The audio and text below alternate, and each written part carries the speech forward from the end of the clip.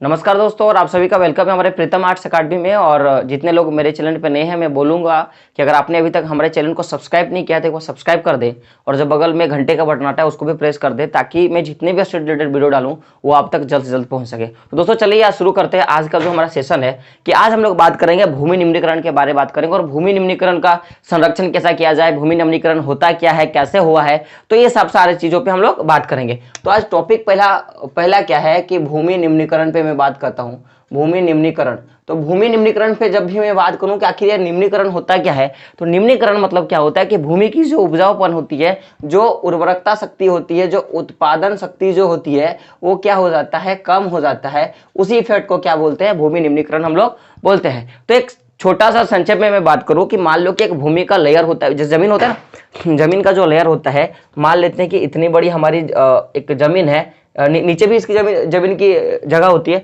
तो हम लोग बेसिकली जो हम लोग खेती करते हैं, तो वो इतने ही भाग पे खेती होती है। तो इस वाले जो परत, ये जो भाग है, इसका क्या होता है कि कहीं ना कहीं ये परत घट जाती है या ये परत हट जाती है, तो इसी को हम लोग क्या बोलते हैं, भूमि निम्नीकरण हम लोग बोलते हैं। मैंने क्या बोला कि भूमि की जो ऊपरी परत होती है उसकी उपजाऊपन घट जाना या उनकी उत्पादन शक्ति कम हो जाना क्या कहलाता है, भूमि निम्नीकरण कहलाता है। ये बात आपको समझ में आ गई। तो चलिए वीडियो को और आगे डिप तक लेके जाते हैं। तो आज का जो सेशन है हम लोग का कि भूमि निम्नीकरण क्या है। तो जब भी मैं भूमि निम्नीकरण का बात करता हूं तो आपको पता है कि भूमि निम्नीकरण से पहले हम लोग को जानना पड़ेगा भू संसाधन। तो भू संसाधन का मैंने पहले ही बोला है कि आज तमाम जितने भी मैंने भूमि का वर्गीकरण भी मैंने आप लोग को बताया था।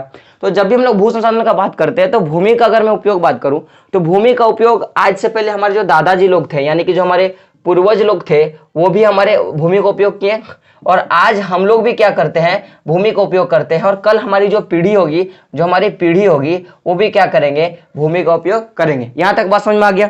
यानी कि भूमि एक बहुत महत्वपूर्ण संसाधन है। क्यों? क्योंकि इसका उपयोग हमारे पूर्वजों ने किया, आज हम भी कर रहे हैं, और हमारे आने वाली पीढ़ी भी भूमि का उपयोग करेगी। ऐसा थोड़ी ना कि हम लोग स्पेस पे जाके हम लोग अपना घर बना लेंगे, स्पेस पे जाके हम लोग संसाधन उगाएंगे, आसमान पे तो कुछ करने वाले हैं नहीं ना।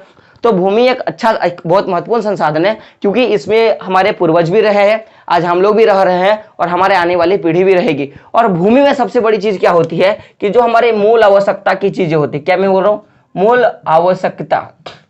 आवश्यकता की जितनी भी चीजें होती है वो हमें यहां से मिलती हैं। और आप बोलोगे सर कि मूल आवश्यकता की चीजें क्या होती है, तो दुनिया में किसी भी एक पर्सन की, कोई भी दुनिया का कितना से कितना बड़ा आदमी क्यों ना हो, कितना गरीब से गरीब क्यों ना आदमी हो, उसके पास सबसे बड़ी जो तीन चीज जो होती है, जो सबसे जरूरी होता है, एक होता है मकान, एक कप, ऐसे बोल सकते हैं, ठीक है, कि रोटी, ठीक है, कपड़ा, और मैं किसका बात कर सकता हूं, मकान, है ना। तो ये जो तीन चीजें होती हैं, है ना, ये लोगों को चाहिए होता है, रोटी, कपड़ा और मकान। जो दुनिया में जो नीड्स होती हैं, जो लोगों को सबसे मूल आवश्यकता की चीजें होती है, क्या होती है, रोटी, कपड़ा और मकान। तो रोटी मतलब मैं भोजन का बात कर रहा हूं, कपड़ा माने जो पहनने वाली चीजें होती है, और मकान। तो भूमि का उपयोग बेसिकली हम लोग ये तीन मूल आवश्यकताओं को पूर्ति के लिए करते हैं। खाने के लिए करते हैं, भोजन उत्पादन करने करते हैं, पहनने के लिए, कपड़ा उत्पादन के लिए करते हैं, और मकान रहने के लिए। ऑब्वियसली वाली बात है कि जब भी हम लोग मकान बनाएंगे तो हवा पे नहीं बनाएंगे, कपड़ा उत्पादन करेंगे तो भी हवा पे नहीं होगा, रोटी किसी चीज का उत्पादन करेंगे वो भी कपड़ा में नहीं होगा। तो जाहिर सी बात है कि मूल आवश्यकताओं के लिए हम लोग क्या करते हैं, जमीन का उपयोग करते हैं। अब आप जानोगे कि ये मूल आवश्यकताओं की अगर मैं बात करूं, तो बस इन्हीं मूल आवश्यकताओं की पूर्ति के लिए हम लोग क्या करते हैं कि हम लोग 95% भूमि का हम लोग क्या करते हैं, उपयोग करते हैं। किस लिए? बस अपनी इन्हीं मूलभूत आवश्यकताओं की पूर्ति के लिए हम लोग क्या करते हैं, जो चार भाग में जो एक भाग हमारे पास भूभाग है, जो एक भाग भूखंड है, उसका उपयोग हम लोग किस लिए करते हैं, बस यही रोटी और कपड़ा और मकान के तौर पे ये 90% भूभाग का हम लोग क्या करते हैं, उपयोग करते हैं।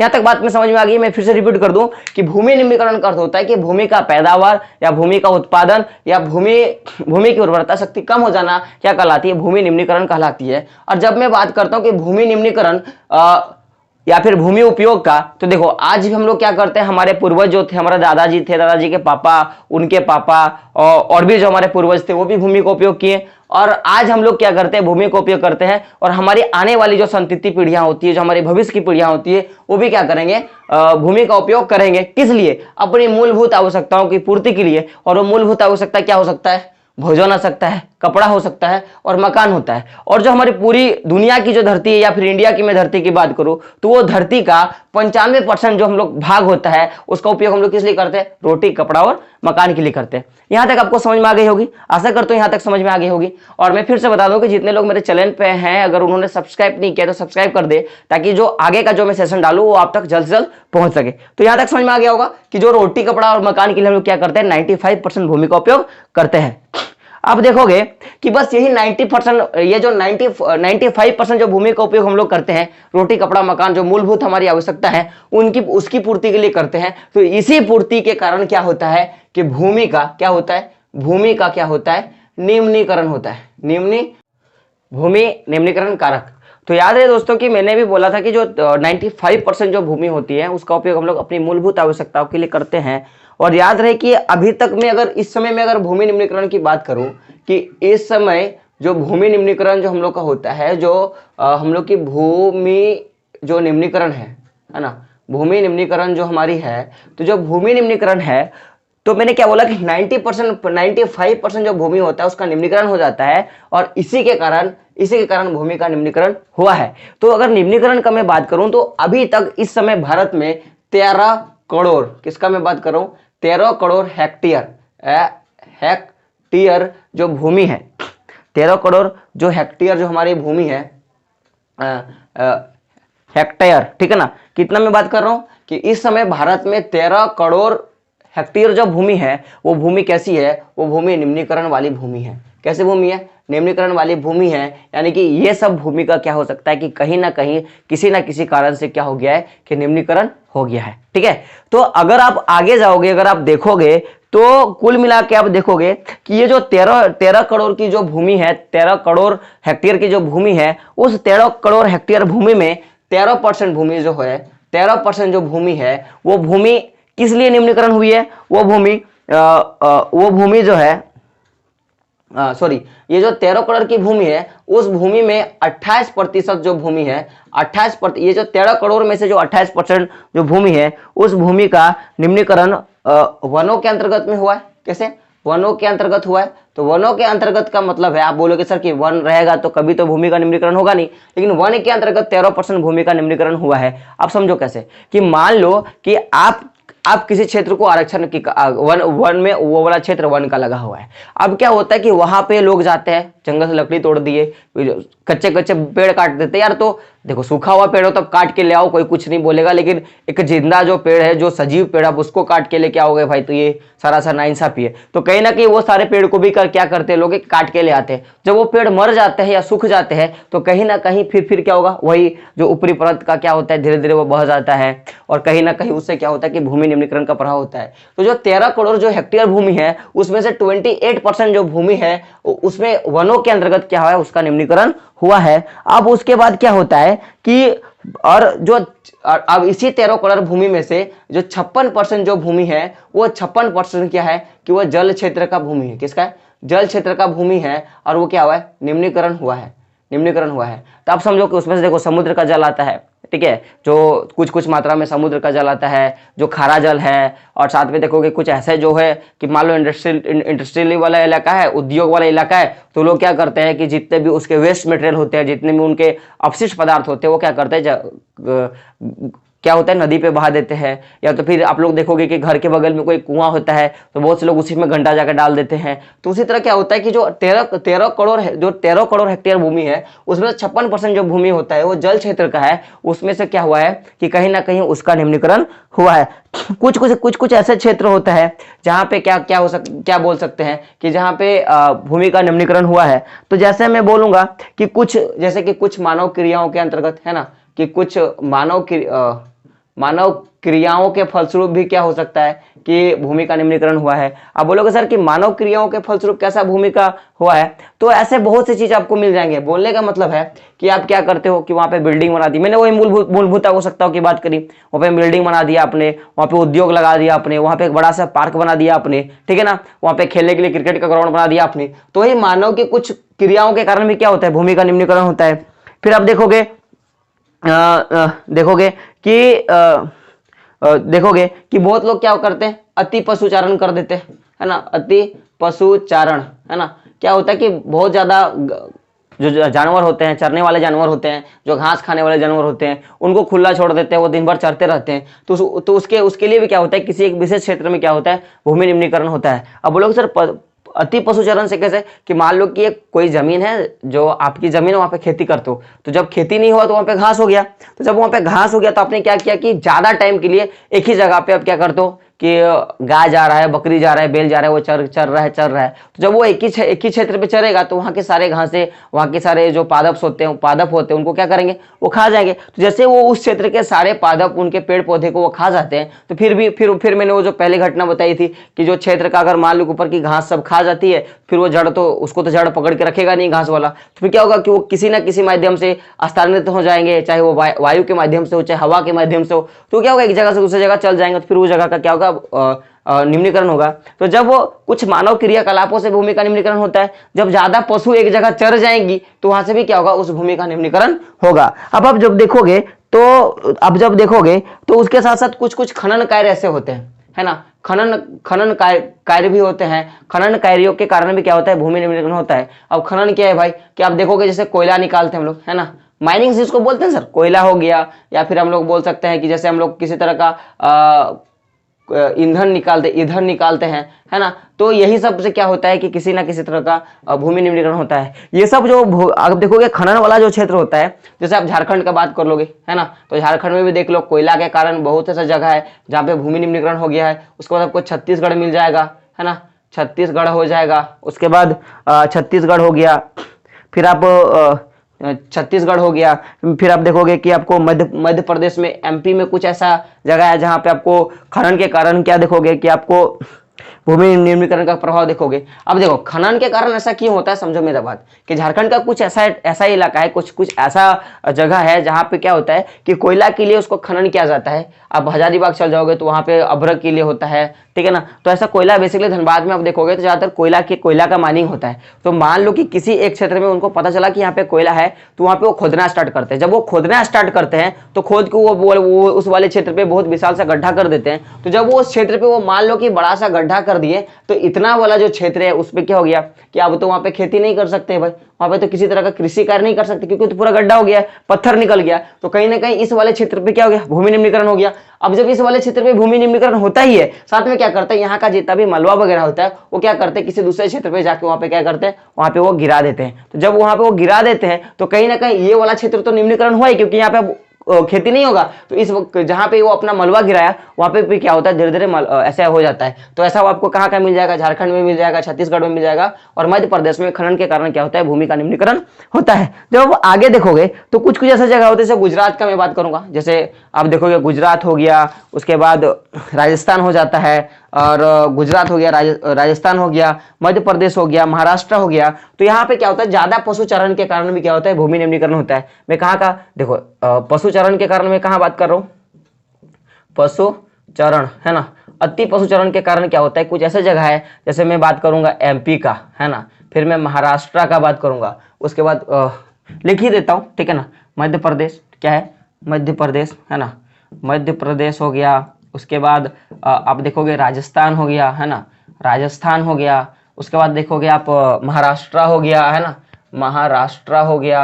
अब महाराष्ट्र के बाद आप देखोगे महाराष्ट्र हो गया। फिर आप देखो, मेरा बोलने का मतलब है कि जब ज्यादा ये सब जो एरिया होता है, मध्य प्रदेश, राजस्थान, महाराष्ट्र, उसके बाद आप महाराष्ट्र, और यही सब में क्या होता है कि आप देखोगे कि ज्यादा पशुचरण के कारण क्या होता है कि भूमि का निम्नीकरण हुआ है। अब जब कुछ ऐसे भी इलाके हैं जहां पे ज्यादा कृषि के कारण भी क्या हुआ है कि भूमि का निम्नीकरण हुआ है, तो आप यहाँ किसको देख सकते हो, जैसे उत्तर प्रदेश हो गया, क्या हो गया, उत्तर प्रदेश हो गया। उसके बाद आप देखोगे पंजाब हो गया, ठीक है। उसके बाद आप देखोगे जो हरियाणा वाला रीजन होता है ना, हरियाणा।